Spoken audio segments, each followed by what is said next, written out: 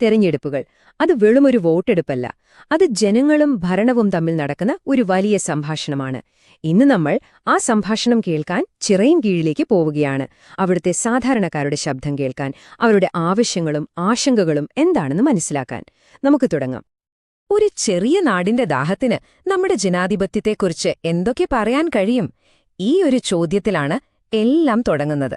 ഒരു കുടിവെള്ള പ്രശ്നം അതെങ്ങനെയാണ് ഒരു വലിയ രാഷ്ട്രീയ യാഥാർത്ഥ്യത്തിന്റെ സൂചനയാകുന്നതെന്ന് നമുക്ക് നോക്കാം.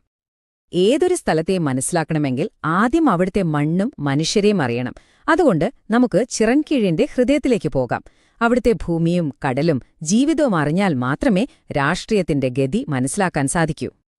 അപ്പോ ഇതാണ് ചിറയിൻകീഴ്, കേരളത്തിന്റെ തലസ്ഥാന ജില്ലയിൽ അറബിക്കടലിനോട് ചേർന്ന് കിടക്കുന്ന ഒരു തീരദേശ മണ്ഡലം. ഏകദേശം 25 കിലോമീറ്റർ കടൽ തീരമുണ്ട്. ഇതൊരു സംവരണ മണ്ഡലമാണ്, പട്ടികജാതി വിഭാഗത്തിനായി. ജനസംഖ്യയുടെ വലിയൊരു ഭാഗം, ഏകദേശം 69%, ഗ്രാമങ്ങളിലാണ് ജീവിക്കുന്നത്. മത്സ്യബന്ധനവും കയർ വ്യവസായവുമാണ് ഇവിടുത്തെ പാരമ്പര്യ തൊഴിലുകൾ. എന്നാൽ ബയോ 360 ടെക് പാർക്ക് പോലുള്ള പുതിയ സംരംഭങ്ങൾ മാറ്റത്തിന്റെ ഒരു സൂചന നൽകുന്നു. പാരമ്പര്യവും പുതിയ കാലവും തമ്മിൽ ചേരുന്ന ഒരിടം. ഇവിടുത്തെ സാമൂഹിക ഘടന തെരഞ്ഞെടുപ്പുകളിൽ വളരെ പ്രധാനപ്പെട്ടതാണ്. ജനസംഖ്യയിൽ 75%-ലധികം ഹിന്ദുക്കളാണ്.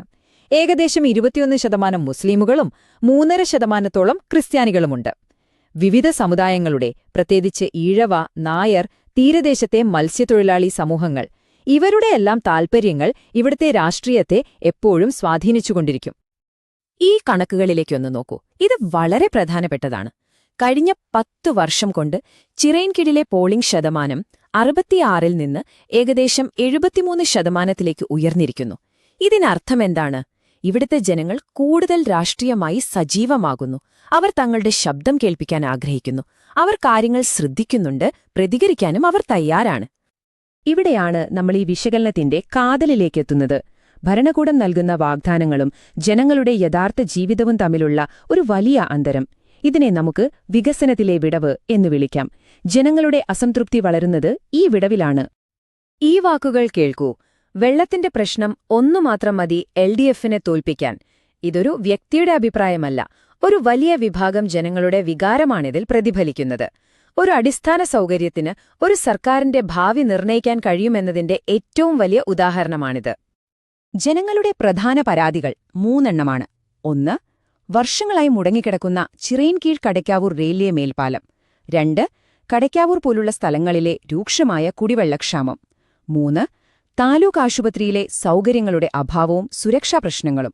ഇവയൊന്നും വെറും പദ്ധതികളല്ല, ഓരോ ദിവസവും ജനങ്ങളുടെ ജീവിതത്തെ നേരിട്ട് ബാധിക്കുന്ന കാര്യങ്ങളാണ്.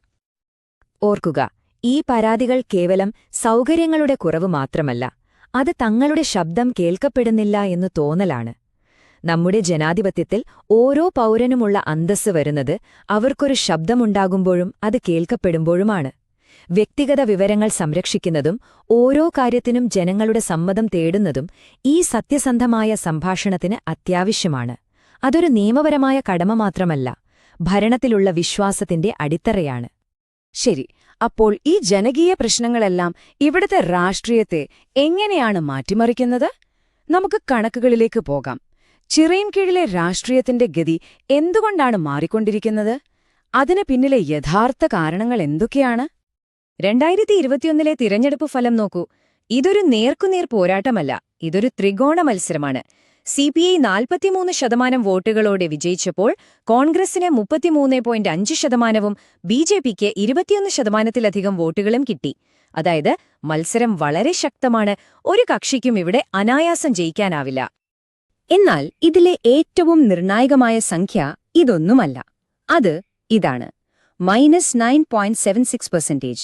അതായത് കഴിഞ്ഞ 10 വർഷത്തിനിടെ 2011-നും 2021-നുമിടയിൽ ഭരണകക്ഷിയുടെ വോട്ട് വിഹിതത്തിൽ ഏകദേശം 10% ഇടിവുണ്ടായി. ഇതൊരു ചെറിയ മാറ്റമല്ല. ഭരണവിരുദ്ധ വികാരം ശക്തമാകുന്നു എന്നതിന്റെ വളരെ വ്യക്തമായ ഒരു സൂചനയാണിത്. എന്തുകൊണ്ടാണ് ഈ മാറ്റം സംഭവിക്കുന്നത്? പ്രധാനമായും 3 കാരണങ്ങളുണ്ട്. 1. വെൽഫെയർ ഫറ്റീഗ് എന്നു പറയാം. അതായത് ക്ഷേമ പദ്ധതികളോടുള്ള ഒരു തരം മടുപ്പ്. സൗജന്യങ്ങൾക്കപ്പുറം കുടിവെള്ളം പോലുള്ള അടിസ്ഥാന ആവശ്യങ്ങൾക്കാണ് ജനം ഇപ്പോൾ വില കൽപ്പിക്കുന്നത്. 2. സാമ്പത്തിക ഞെരുക്കം. ഗൾഫിൽ നിന്നുള്ള പളത്തിന്റെ വരവ് കുറഞ്ഞതും വിലക്കയറ്റവും ജനങ്ങളെ കാര്യമായി ബാധിക്കുന്നുണ്ട്. മൂന്നാമതായി ബിജെപിയുടെ വളർച്ച. ഇത് വോട്ടുകൾ വിഭജിക്കുന്നതിനും തിരഞ്ഞെടുപ്പിന്റെ കണക്കുകൂട്ടലുകൾ തന്നെ മാറ്റുന്നതിനും കാരണമാകുന്നു. അപ്പോ ഈ സമ്മർദ്ദങ്ങൾ ഏറ്റവും കൂടുതൽ ബാധിക്കുന്നതാരെയാണ്? ആരാണൊരു മാറ്റത്തിനായി ചിന്തിക്കുന്നത്? നമുക്ക് ആ വോട്ടർമാരുടെ മനസ്സിലേക്കൊന്ന് ഇറങ്ങിച്ചെല്ലാം. അവരുടെ ചിന്തകൾ എന്തെല്ലാമാണ്? ഒരു മാറ്റത്തിന് കാരണമായേക്കാവുന്ന 5 പ്രധാന വിഭാഗങ്ങൾ ഇവിടെയുണ്ട്. തീരദേശത്തെ മത്സ്യത്തൊഴിലാളികളും കയർ തൊഴിലാളികളും, കുടിവെള്ളത്തിന്റെയും ആരോഗ്യ പ്രശ്നങ്ങളുടെയും പേരിൽ ആശങ്കയുള്ള സ്ത്രീകൾ, തൊഴിലന്വേഷിക്കുന്ന ഗ്രാമീണ യുവാക്കൾ, മെച്ചപ്പെട്ട അടിസ്ഥാന സൗകര്യങ്ങൾ ആഗ്രഹിക്കുന്ന വിരമിച്ച ആളുകൾ, പിന്നെ ദൈനംദിന ജീവിത പ്രശ്നങ്ങൾക്ക് പ്രാധാന്യം നൽകുന്ന മിതവാദികളായ ബിജെപി അനുഭാവികൾ. ഇവരുടെ എല്ലാം പ്രശ്നങ്ങളെ ഒരുമിച്ച് കാണാൻ കഴിയുന്നവർക്ക് തിരഞ്ഞെടുപ്പിൽ മുൻതൂക്കം നേടാം. നിലവിലെ ഭരണപക്ഷത്തെ നോക്കുകയാണെങ്കിൽ അവർക്ക് ശക്തമായ പേരുണ്ട്, വലിയ വികസന പദ്ധതികൾ മുന്നോട്ട് വയ്ക്കുന്നുണ്ട്, ശക്തമായ പാർട്ടി സംവിധാനവും ഒപ്പമുണ്ട്. എന്നാൽ മറുവശത്ത് കുടിവെള്ളം, മേൽപ്പാലം പോലുള്ള അടിസ്ഥാന പ്രശ്നങ്ങൾ പരിഹരിക്കപ്പെട്ടിട്ടില്ല. ഓരോ തെരഞ്ഞെടുപ്പിലും വോട്ടുവിഹിതം കുറയുന്നു, ഭരണവിരുദ്ധ വികാരം വർദ്ധിച്ചുവരുന്നു. അവസരങ്ങളും വെല്ലുവിളികളും ഒരുപോലെയാണ് അവർക്ക് മുന്നിലുള്ളത്. ഇതുവരെ നമ്മൾ പ്രശ്നങ്ങൾ വിശകലനം ചെയ്യുകയായിരുന്നു. ഇനി നമുക്ക് പരിഹാരങ്ങളിലേക്ക് കടക്കാം. ഈ റിപ്പോർട്ടിൽ നിർദ്ദേശിക്കുന്ന ഒരു പുതിയ ഭരണമാതൃകയുടെ രൂപരേഖ എന്താണെന്ന് നോക്കാം. ഈ വിടവ് എങ്ങനെ നികത്താൻ സാധിക്കും? ചതുർമുഖ സിദ്ധാന്തം എന്നു വിളിക്കാവുന്ന 4 ഭാഗങ്ങളുള്ള ഒരു തന്ത്രമാണത്. 1. ശിവനെപ്പോലെ പാലിക്കാത്ത വാഗ്ദാനങ്ങൾ എടുത്തുപറഞ്ഞ് നിലവിലെ ഭരണത്തിന്റെ പ്രതിച്ഛായയെ ഇല്ലാതാക്കുക. 2. വിഷ്ണുവിനെപ്പോലെ ജനങ്ങളുടെ ക്ഷേമവും സാമൂഹിക സൗഹാർദ്ദവും സംരക്ഷിക്കുമെന്ന് ഉറപ്പു നൽകുക. 3. ബ്രഹ്മാവിനെപ്പോലെ വികസനത്തിന് പുതിയതും വിശ്വസിക്കാൻ കൊള്ളുന്നതുമായ ഒരു കാഴ്ചപ്പാട് സൃഷ്ടിക്കുക. 4. ദുർഗയെപ്പോലെ ഭിന്നിപ്പിക്കുന്ന ശക്തികളെ ചെറുക്കുകയും പാർശ്വവൽക്കരിക്കപ്പെട്ട സമൂഹങ്ങളെ സംരക്ഷിക്കുകയും ചെയ്യുക. ഇതൊരു രാഷ്ട്രീയ തന്ത്രമെന്നതിലുപരി ഒരു പുതിയ ഭരണ തത്വശാസ്ത്രമാണ്. ഈ സിദ്ധാന്തം വെറും വാക്കുകളിൽ ഒതുങ്ങരുത്, അത് പ്രവൃത്തിയിൽ വരണം. അതിനായി 3 കാര്യങ്ങൾ ഉടൻ ചെയ്യാം. 1. ജലവിതരണം. ഏറ്റവും കൂടുതൽ ബുദ്ധിമുട്ടുന്ന വാർഡുകളിൽ പുതിയ ഹാൻഡ് പമ്പുകളും മിനി RO പ്ലാന്റുകളും ഉടൻ സ്ഥാപിക്കുമെന്ന് പ്രഖ്യാപിക്കുക. 2. Mobile health. എല്ലാ പഞ്ചായത്തുകളിലും എക്സ്റേ സൗകര്യമുള്ള സൗജന്യ മെഡിക്കൽ വാനുകൾ എത്തിക്കുക. 3. തൊഴിൽ. യുവാക്കൾക്കായി സ്റ്റൈപ്പൻഡോടുകൂടിയ ഒരു തൊഴിൽ നൈപുണ്യ വികസന മേള സംഘടിപ്പിക്കുക.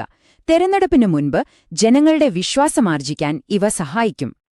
ഇത്തരം പ്രവൃത്തികളാണ് യഥാർത്ഥത്തിൽ വിശ്വാസം കെട്ടിപ്പടുക്കുന്നത്. കാരണം ഉത്തരവാദിത്തത്തോടെയുള്ള പൊതുസംഭാഷണവും ഒരു പൗരന്റെ വ്യക്തിഗത വിവരങ്ങളെ ബഹുമാനിക്കുന്നതും കേവലം നിയമപരമായ കടമകളല്ല, യഥാർത്ഥ ഭരണം പടുത്തുയർത്തുന്ന വിശ്വാസത്തിന്റെ അടിത്തറയാണവ. ആ വിശ്വാസമില്ലാതെ ഒരു ഭരണത്തിനും മുന്നോട്ടു പോകാനാവില്ല. അപ്പോൾ എന്താണ് ആത്യന്തിക ലക്ഷ്യം? വെറും വെൽഫെയർ അല്ല, വർക്കിംഗ് ഫെയർ ആണ്. എന്താണിത്? വെറുതെ സൗജന്യങ്ങൾ നൽകുന്ന ഒരു സംവിധാനമല്ല, മറിച്ച് അവശ്യ സേവനങ്ങളും അടിസ്ഥാന സൗകര്യങ്ങളും സമ്പദ്വ്യവസ്ഥയും സാധാരണ ജനങ്ങൾക്കു വേണ്ടി ശരിക്കും പ്രവർത്തിക്കുന്നു എന്നുറപ്പാക്കുന്ന ഒരു സംവിധാനം. അതാണ് പുതിയ കാലം ആവശ്യപ്പെടുന്നത്. അവസാനിപ്പിക്കുമ്പോൾ നമുക്കൊരു കാര്യം ഓർക്കാം.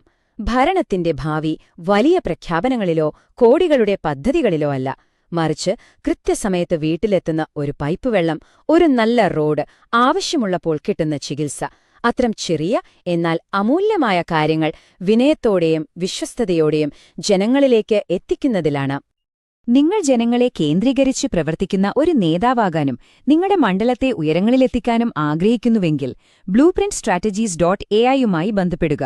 ഇമെയിൽ mgr@blueprintstrategies.ai അല്ലെങ്കിൽ 08040204162 എന്ന നമ്പറിൽ വിളിക്കുക. രാഷ്ട്രീയത്തിനപ്പുറം ഒരു ലക്ഷ്യം.